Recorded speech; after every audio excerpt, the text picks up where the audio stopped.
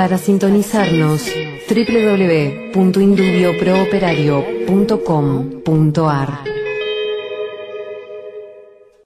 Nosotros lo que estábamos planteando fundamentalmente es que, primero, nosotros no sabemos, porque no es todavía la etapa, si efectivamente se ha producido la desaparición, pero lo que sí tenemos es una familiar que dice: a mi padre lo hicieron desaparecer de adentro de la planta de Techín, con grupo de tareas que estaban adentro de Techín, con gente que los marcaba adentro de Techín, y frente a eso se plantea la prescripción. El análisis de la prescripción es un análisis abstracto, o sea, yo no sé si el hecho sucedió, pero sí sé que alguien me está denunciando la existencia de un hecho mediante el cual alguien habría producido la desaparición de un sujeto actuando directamente el delito. Lo que se plantea en mi voto, fundamentalmente, es que lo que es, se habla generalmente de la imprescriptibilidad del delito. Del delito. Que en realidad lo que es imprescriptible no es el delito. Lo que sería imprescriptible son las acciones que emergen del delito. El delito ocurrió, puede ser permanente, todo lo que ustedes quieran, pues el delito no prescribe. Lo que prescribe son las acciones, o dejan de prescribir las acciones del delito. Y en el caso de los delitos de lesa humanidad, las acciones no tienen por qué prescribir, y sobre todo en nuestro país. O sea, a ver, en primer lugar, hay algo que es muy claro. Hasta hace poco, el Estado japonés tuvo que pagar las indemnizaciones a las mujeres violadas y utilizadas como prostitutas por el ejército japonés en la Segunda Guerra Mundial. Los bancos suizos tuvieron que abrir y devolver el dinero que había sido resultado del Holocausto por el genocidio nazi. O sea, esas son acciones civiles.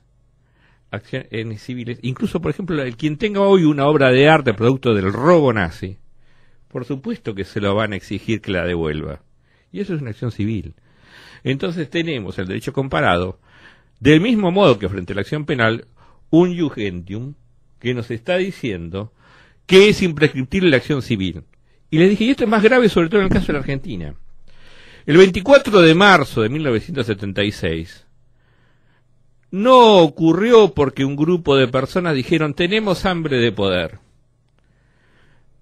Había un grupo, un sector, una clase social que dijo: tenemos miedo de no seguir siendo dominantes.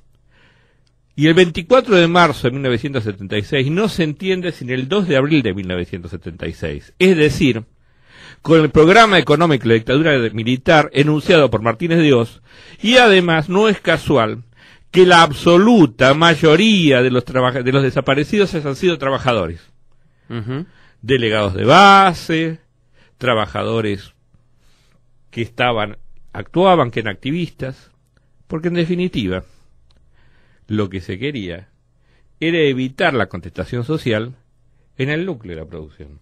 Es más, no podemos olvidarnos de que esto formaba parte, ataque contra los derechos humanos.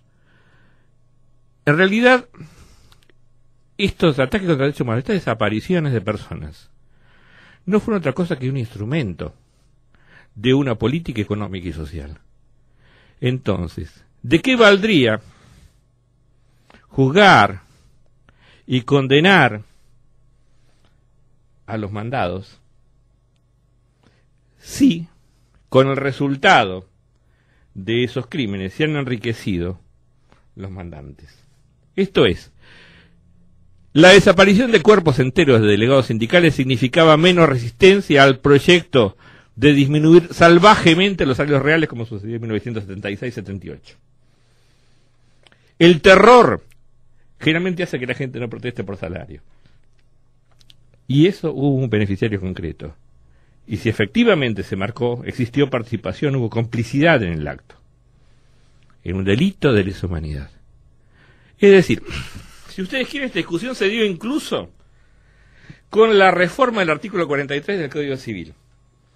Esto es, en el Código original de Vélez, las empresas no podían responder por los delitos. Solo podían responder sus representantes que hubieran cometido el delito. Porque decía que la empresa es instrumento de derecho, no puede realizar delitos.